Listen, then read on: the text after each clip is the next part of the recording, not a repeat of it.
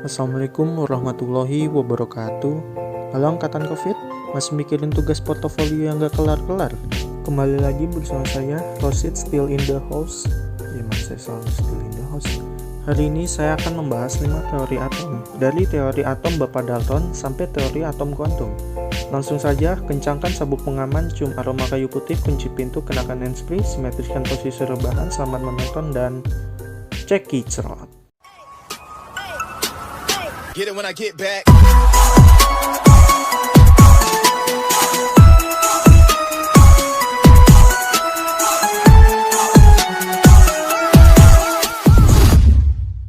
Penemuan atom bermula sejak zaman dahulu kala. Pada tahun 400 sebelum Masehi, seorang filsuf Yunani bernama Demokritus mengemukakan bahwa materi tersusun dari atas partikel-partikel kecil yang tidak dapat dibelah kembali. Beliau memberi istilah atomos.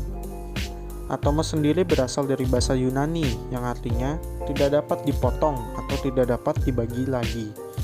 Nah, dari sini kita tahu bahwa atom adalah partikel terkecil yang tidak bisa dibagi lagi. Tetapi nyatanya atom itu tersusun dari partikel dasar, yaitu proton, neutron, dan elektron. Yang pertama, kita akan membahas teori atom Dalton. Atom Dalton adalah teori yang paling tua mengenai penjelasan tentang atom. Dalton menjelaskan bahwa atom merupakan suatu zat yang tidak bisa dibagi lagi. Teori atom Dalton adalah teori mengenai atom yang dikemukakan oleh ilmuwan berkebangsaan Inggris, ya, Mr. John Dalton pada tahun 1808. Mr. John Dalton ini mengemukakan teorinya tentang materi atom yang dipublikasikan dalam A New System of Chemical Philosophy. Berdasarkan penelitiannya, hasil dari perbandingannya, Mr. Dalton menyimpulkan sebagai berikut. Pertama, materi terdiri atas atom yang tidak bisa dibagi lagi. Kedua, semua atom dari unsur kimia memiliki massa dan sifat yang sama. Ketiga, unsur kimia yang berbeda akan memiliki jenis atom yang berbeda.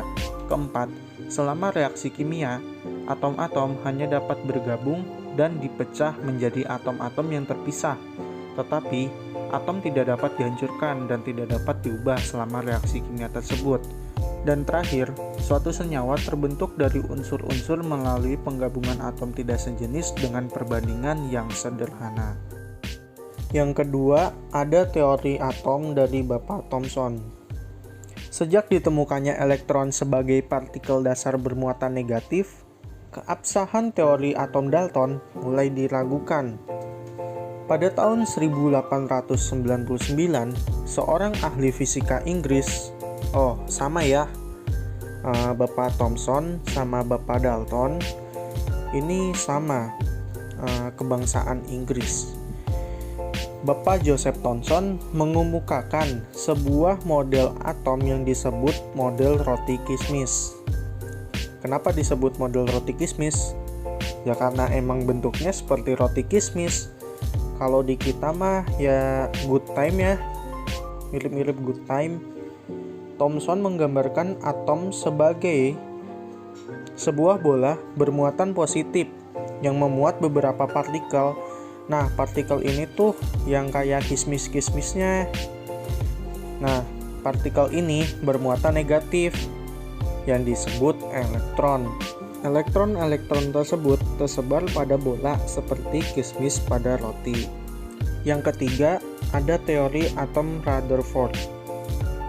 12 tahun setelahnya, tepatnya pada tahun 1911, Bapak Ernest Rutherford dan Bapak Geiger dan Bapak Marsden melakukan percobaan dengan menembakkan partikel-partikel alfa pada lempeng emas tipis.